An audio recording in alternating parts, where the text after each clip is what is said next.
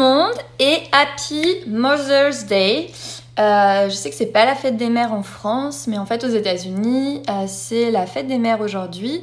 Il y a toujours un petit décalage et donc du coup, voilà, spécialement pour la fête des mères ici aux États-Unis, j'avais décidé aujourd'hui de faire un question-réponse sur le sujet en fait de la grossesse, sur le sujet des mamans, comment reprendre le sport après une grossesse, etc. Donc si vous avez des questions sur le sujet, n'hésitez pas à me les envoyer pendant le live et je serai contente d'y répondre en direct. Sinon j'ai reçu quelques questions déjà à l'avance, donc je vais commencer avec celle-ci. Donc la première question qu'on m'avait demandé, c'était peut-on continuer à faire du sport pendant la grossesse et à quelle fréquence? Donc oui, vous pouvez continuer à faire du sport pendant la grossesse, c'est même conseillé de continuer une activité physique et sportive pour maintenir une bonne masse musculaire. Ça va permettre déjà de pouvoir compenser avec le fait que le corps change, vous prenez du poids et du coup le fait de pouvoir justement faire une activité physique et garder une bonne masse musculaire va permettre à votre corps de mieux gérer cette prise de poids et d'éviter du coup tout un nombre de douleurs liées justement à ce changement de morphologie, de centre de gravité, etc. Donc c'est conseillé de faire du sport pendant la grossesse. Ensuite, à quelle fréquence? Donc j'ai envie de vous dire, ça va dépendre de si vous êtes sportif ou pas à la base. Si vous avez l'habitude de faire beaucoup de sport, je vous conseille de garder le rythme que vous avez déjà. Par contre, on va juste adapter les intensités, puis on va adapter les exercices. Mais si vous avez l'habitude de courir ou si vous avez l'habitude de faire de la musculation, du sport régulièrement, c'est pas parce que vous êtes enceinte qu'il va falloir arrêter. Gardez vos entraînements routiniers. Par contre, on va les modifier, on va les adapter avec les exercices qui seront nécessaires du coup et ceux qu'il faudra éviter. Donc voilà pour les sportifs. Si vous n'êtes pas sportive, c'est pas parce que vous êtes enceinte que vous pouvez pas vous y mettre. Au contraire, moi ça m'arrive d'avoir des clientes qui commencent à faire du sport justement parce qu'elles sont enceintes. C'était pas du tout des grandes sportives avant, mais du coup elles sentent qu'elles vont avoir besoin de plus de tonus musculaire pendant leur grossesse et donc elles s'y mettent pendant la grossesse. Et là aussi il n'y a aucun problème. Juste on adapte, on essaye de trouver donc des exercices, de faire une progression dans les exercices et puis de faire des plans d'entraînement justement adaptés à leur grossesse. Pour ça, du coup, le mieux, c'est quand même de vous tourner vers un coach ou de regarder voilà, ce qui va être adapté, de demander des conseils pour savoir voilà, qu'est-ce que je fais pas pour vous y mettre. Ensuite, j'avais envie de vous parler du coup des 3 trimestres parce qu'ils sont quand même très différents et ça va jouer du coup sur l'activité physique et sportive pendant la grossesse. La première chose, c'est que pendant le premier trimestre, soyez indulgente avec vous-même. C'est super important, tout le monde est différent et chaque grossesse est différente. Donc pendant le premier trimestre, vous pouvez avoir des nausées, vous pouvez être très fatigué, vous pouvez être en forme, vous pouvez être stressé parce que vous avez peur des fausses couches ou alors vous en avez fait précédemment, etc. Donc soyez indulgente avec vous-même. Ce premier trimestre, vous le prenez comme il vient. Si vous êtes en forme, que vous vous sentez bien et que vous avez envie de faire du sport, que vous ressentez le besoin de faire du sport, faites du sport, vous l'adaptez. Et si vous vous sentez pas à l'aise parce que vous avez peur pour plein de raisons, eh ben c'est pas grave, vous en faites moins le premier trimestre et puis vous allez voir qu'au deuxième trimestre ce sera une autre dynamique et donc dans ce cas-là vous pourrez vous y mettre au deuxième trimestre. Mais voilà, le premier trimestre, soyez indulgente avec vous-même, vous mettez pas la pression, c'est pas grave si vous avez moins d'activité physique. Voilà, faites avec comment votre corps se sent, avec les nausées, etc. si vous en avez, avec la fatigue si vous en avez, etc. Donc voilà, la seule grosse contre-indication pendant la grossesse en termes de sport, ça va être tout ce qui va être les sports chauffés ou alors dans des lieux chauffés. Donc la température, c'est vraiment, si je dois vous dire un gros attention, c'est plutôt au niveau de la température. Donc essayez pendant votre grossesse de ne pas faire de sport dans des salles chauffées, de ne pas faire de Bikram yoga par exemple, des choses comme ça. C'est plutôt la température que l'activité physique en elle-même.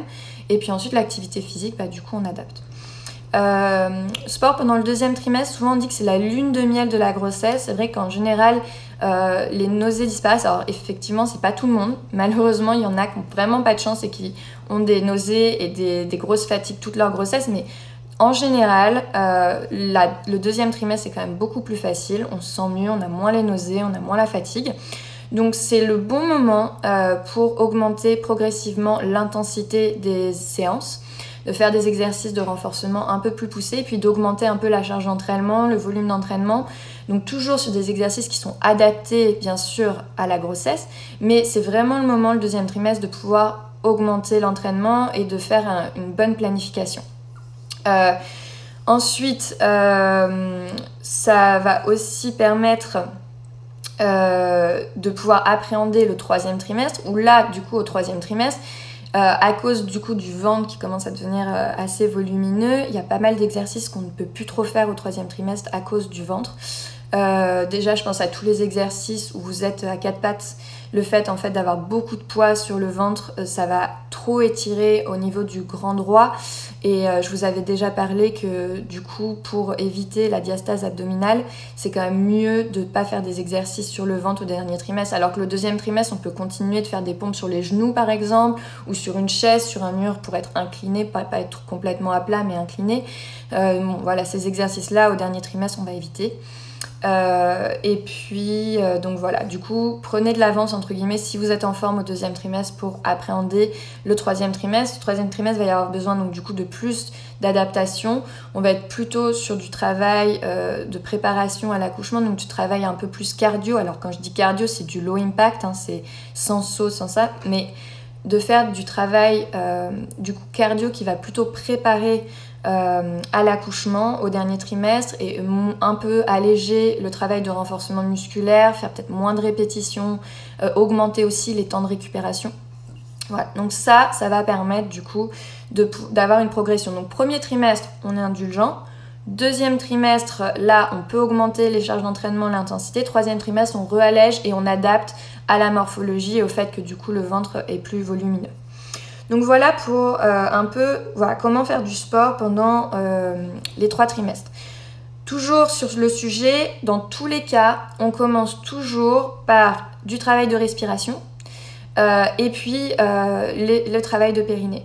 Que ce soit que vous commenciez votre programme au premier trimestre ou que vous commenciez au 3e trimestre, dans tous les cas, vous allez commencer par de la respiration, c'est super important, et puis comprendre comment fonctionne votre périnée.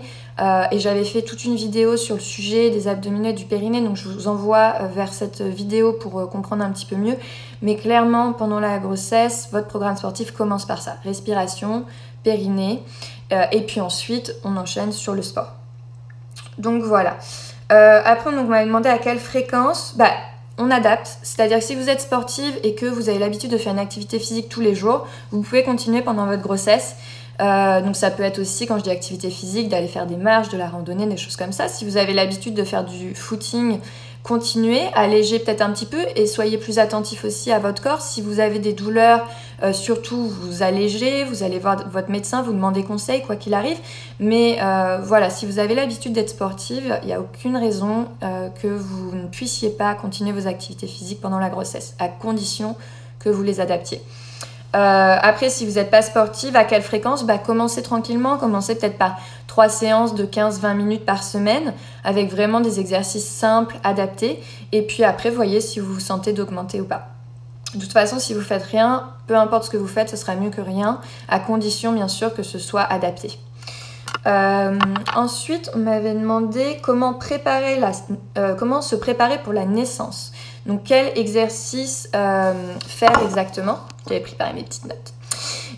Donc comment se préparer pour la naissance, quel exercice? Donc le renforcement musculaire, ça c'est super important.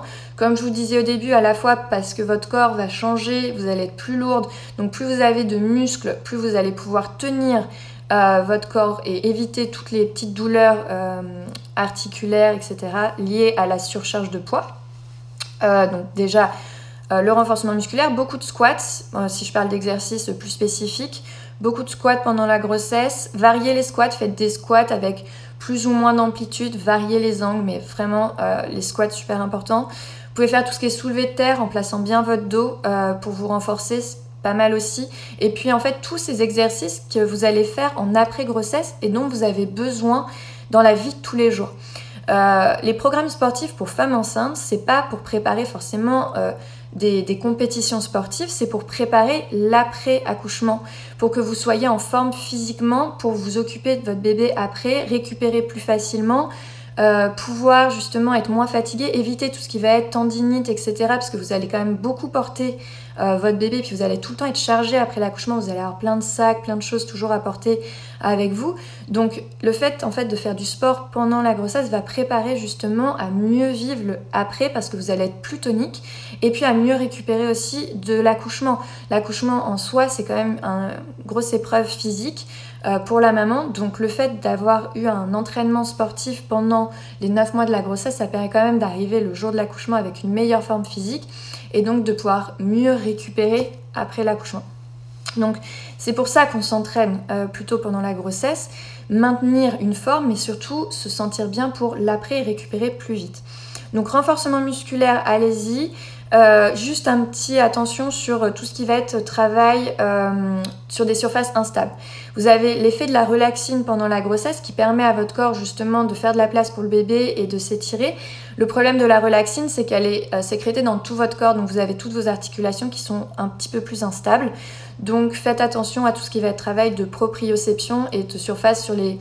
par exemple sur tout ce qui va être bossu, ouaf, tout ça. Pendant la grossesse, on fait attention de pas trop... créer de pas trop se travailler en instabilité à cause de la relaxine du coup. Donc voilà, ensuite les fentes. Alors les fentes, si vous n'avez pas de problème au niveau de vos fessiers, si vous n'avez pas de douleur, il n'y a pas de souci. Par contre, vu qu'en fait c'est un mouvement qui est un petit peu en déséquilibre, si vous avez des douleurs dans les fessiers, privilégiez plutôt de renforcer avec des squats, des ponts. Alors les ponts à condition, des soulevés de hanches quand vous êtes sur le dos. À condition que vous soyez pas encore trop grosse entre guillemets, si le ventre est pas encore trop volumineux, faites des ponts. Voilà, mais les fentes, aucun problème si vous n'avez pas de douleur. Par contre, si vous avez des douleurs, évitez. Les fentes, dans le dernier trimestre, voilà, pareil, on va éviter de faire trop de fentes pour éviter de venir titiller tous les muscles en fait dans la région justement de sacro-lombaire. Donc voilà, mais sinon après allez-y hein, pour le renforcement. Dans le dernier trimestre, pour se préparer toujours à la naissance, je vais conseiller de faire du cardio. Alors du cardio adapté, mais du cardio pourquoi? Parce qu'en fait quand vous allez être le jour de l'accouchement, vous allez avoir vos battements cardiaques qui vont quand même pas mal augmenter, votre corps va être dans une situation de stress et on peut retrouver du coup ces sensations quand vous faites du cardio. Vous mettez aussi votre corps en situation de stress. Alors c'est modéré et puis c'est contrôlé bien sûr, mais ça va permettre à la fois de travailler sur votre souffle et sur donc votre intensité, sur l'intensité d'un effort physique que vous allez retrouver le jour de l'accouchement, mais aussi parce qu'en fait votre bébé va pouvoir s'habituer à vous avoir dans des situations de stress et d'efforts intenses. Ce qui va permettre le jour de l'accouchement que le bébé soit aussi moins stressé, parce que ça va pas être genre pendant 9 mois, il s'est rien passé dans son environnement, la maman était bien tranquille à rien faire dans le canapé, et puis du jour au lendemain, accouchement, bam, et la maman là, elle a augmentation des battements cardiaques, essoufflement, effort physique intense. Et puis le bébé il est là genre qu'est-ce qui se passe quoi.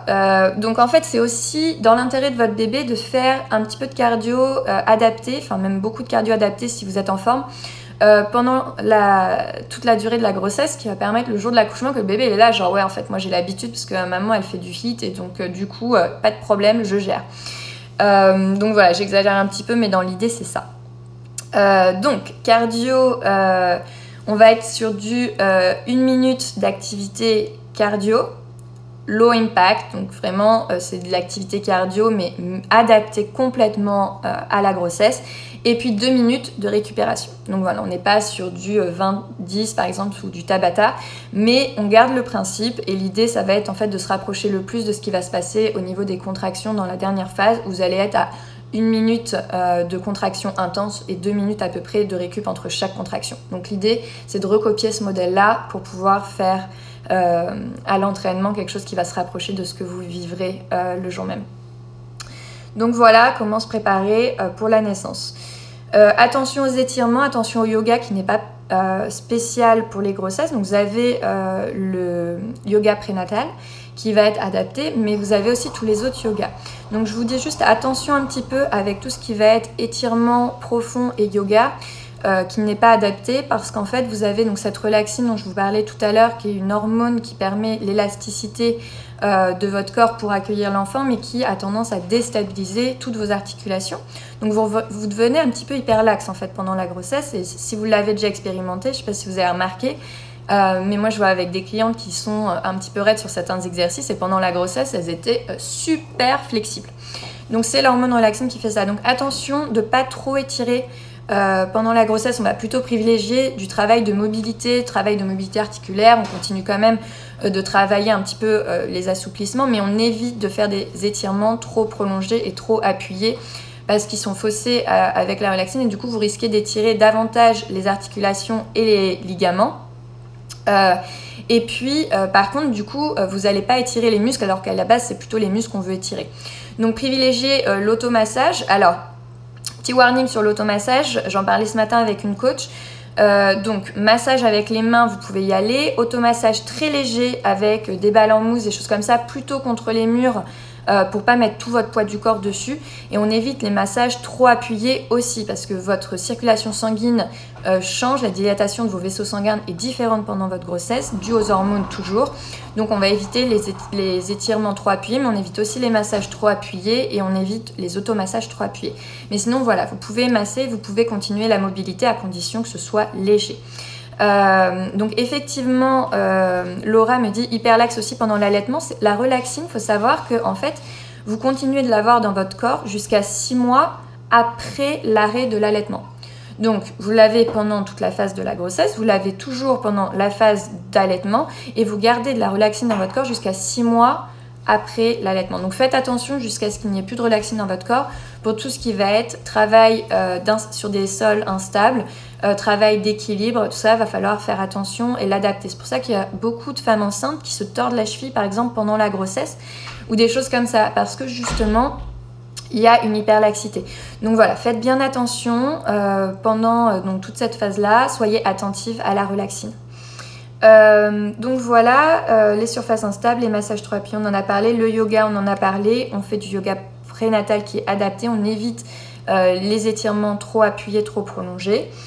Et puis voilà, et ensuite je voulais aussi vous dire, c'est difficile de faire des généralités. Tous les corps sont différents, toutes les grossesses sont différentes, donc quoi qu'il arrive, parlez avec votre coach, adaptez à comment vous connaissez votre corps.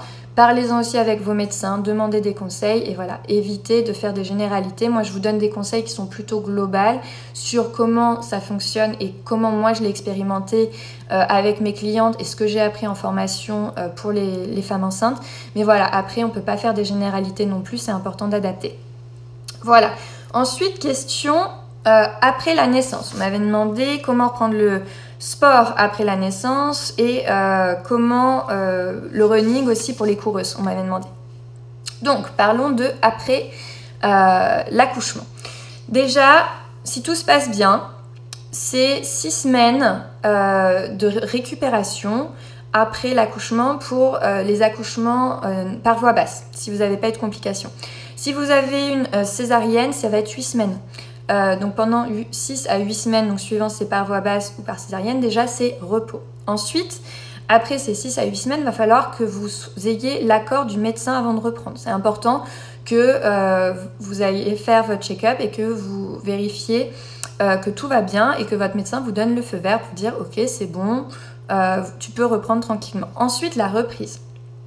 Protocole de rééducation. Je vous en avais déjà parlé dans ma vidéo sur le périnée et les abdominaux, mais je vous en reparle là. Il faut mettre en place un protocole de rééducation avec des professionnels pour reprendre progressivement.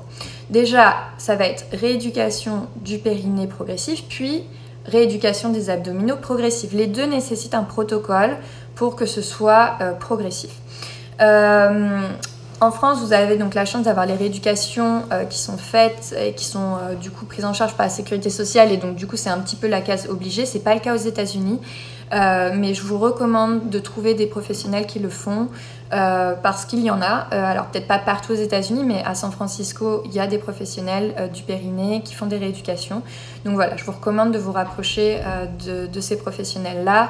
De voir aussi avec votre doula ou voir avec votre sage-femme, tout ça. Mais voilà, faites, allez-y progressivement. Ce que vous pouvez reprendre par contre dès que vous rentrez à la maison, c'est la respiration.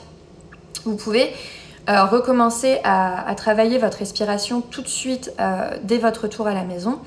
Les exercices de respiration qu'on fait du coup déjà pendant le sport, quand on fait du sport pendant la grossesse, ces exercices de respiration là vous pouvez les reprendre dès le retour à la maison. Reprenez aussi du coup, essayez de ressentir votre périnée, donc tout ce qui va être travail de visualisation mentale où vous allez essayer de ressentir pour reconnecter avec votre périnée et puis reconnecter progressivement avec vos abdominaux aussi, essayer de sentir voilà quand vous rentrez le ventre qu'est-ce qui se passe. Donc ça c'est ce que vous pouvez faire avant les 6 à 8 semaines, mais c'est tout. Après on va voir le médecin, feu vert du médecin, du coup on peut commencer un protocole un peu plus avancé de reprise des abdominaux. Toujours progressivement, il y a des étapes dans ces protocoles, donc faut pas griller les étapes et puis on y va chacune à son rythme. Donc j'ai des clientes pour qui le protocole de rééducation va assez rapidement parce qu'elles étaient très sportives avant, parce qu'elles ont tout de suite reconnecté avec leur corps, donc elles ont pu refaire facilement certains exercices, et puis vu que ça se passait bien, du coup on y allait progressivement en passant les étapes une par une, et ça allait assez vite. Mais il y a des personnes pour qui ça va beaucoup moins vite et il faut l'accepter, il faut aller à son rythme. Donc il y a des personnes qui vont rester plus longtemps sur chaque étape, mais on ne brûle pas les étapes, on y va étape par étape sur la rééducation des abdominaux et du périnée. Ensuite, quand la rééducation se passe bien et que vous avez fait tout ce protocole de rééducation abdominaux-périnée, on va recommencer sur vos activités que vous faisiez avant de façon progressive. Donc toujours avec d'abord des activités avec peu d'impact. Et puis si ça se passe bien, sans brûler les étapes, on va progressivement avec des activités qui ont plus d'impact. Voilà. Et du coup ça, c'est bien d'être accompagné quand même pour pas brûler les étapes. Donc voilà pour le retour aux activités. Donc pour le retour à la course à pied typiquement, donc moi ce que je te dirais pour les coureuses qui veulent reprendre, donc d'abord faire les 6 à 8 semaines, le feu vert du médecin, ensuite faire donc le protocole de rééducation périnée abdominaux. Quand ça se passe bien, recommencer à marcher, puis recommencer à marcher rapidement. Si ça se passe toujours bien, en continuant les exercices d'abdominaux et de périnée, de passer sur du petit footing alterné avec de la marche pour voir comment ça se passe, s'il n'y a pas de fuite et si au niveau de la tonicité du plancher pelvien ça suit. Et si tout va bien, étape par étape, on peut recommencer le footing progressivement et puis après reprendre. Et puis si ça se passe pas bien, vous faites des retours en arrière. Vous arrêtez du coup d'aller courir un moment, vous refaites plus de travail de renforcement abdominaux-périnée et puis vous réessayez progressivement, etc., etc. Donc on n'hésite pas à revenir en arrière. Ça ne veut pas dire que vous n'arriverez jamais à recourir, ça veut juste dire que votre corps vous demande un petit peu plus de temps. Donc on écoute son corps et on adapte. Voilà pour le retour à la course à pied. Le corps est très bien fait, ça se remet, hein. Soyez pas j'essaye d'être alarmiste, mais voilà, gardez de l'espoir quand même parce que le corps se remet très bien et ce que j'avais dit dans la vidéo spéciale pour le périnée, et je vous le redis ici, c'est pas parce que pendant 10 ans vous n'avez pas fait de rééducation du périnée et que pendant 10 ans vous avez fait une croix sur des activités avec de l'impact parce que vous avez des fuites et des incontinences et que vous sentez que c'est pas bon. C'est juste que vous n'avez pas forcément fait la rééducation comme il fallait, ou alors si vous l'avez faite et qu'après vous n'avez pas continué, c'était pas une bonne idée, il fallait continuer, mais vous pouvez y retourner et vous pouvez retonifier. Ce sont des muscles, le plancher pelvien, le périnée, c'est un ensemble de muscles, donc vous pouvez les retonifier, vous pouvez les rééduquer. Ce que je voulais dire aussi sur le sujet, du coup, puisque je suis sur ça, c'est que quand vous faites une blessure, vous faites un genou au ski, voilà, vous avez ou pas une opération, vous avez de la rééducation, vous allez chez le kiné, vous vous rééduquez. vous vous renforcez tous les muscles pour permettre à votre genou de bien récupérer. Et puis, ça s'arrête pas là en fait. Vous savez très bien que si vous avez été blessé une fois au genou, à la cheville ou sur une articulation, que vous avez fait un protocole de rééducation avec des professionnels, vous savez très bien que si après, dès que vous perdez un petit peu de masse musculaire, les douleurs reviennent. Donc, il faut maintenir une masse musculaire. C'est exactement pareil avec le périnée. Vous avez eu un accouchement, donc ça a un petit peu traumatisé du coup votre périnée. Attention, si vous n'avez pas accouché par voie basse, ça ne veut pas dire que votre périnée n'a pas été traumatisé, bien au contraire. Donc par voie basse ou pas, rééducation du périnée, pas d'excuses, même si vous avez une césarienne. Ensuite, vous rééduquez, donc pas super, vous faites un protocole, vous retournez à vos activités d'avant, très bien. Mais n'oubliez pas d'entretenir ça, parce que c'est des muscles. Donc si vous n'entretenez pas ça, eh ben, vous allez perdre et donc vous risquez de re-avoir des problèmes, des fuites, ou vous risquez du coup plus tard d'avoir des descentes d'organes ou des choses comme ça, parce que c'est pas parce que vous avez fait une rééducation qu'après c'est bon, genre ok, rééducation du périnée, check, je retourne à toutes mes activités et puis on oublie. Non, justement. Vous avez fait votre rééducation, vous entretenez ces muscles-là.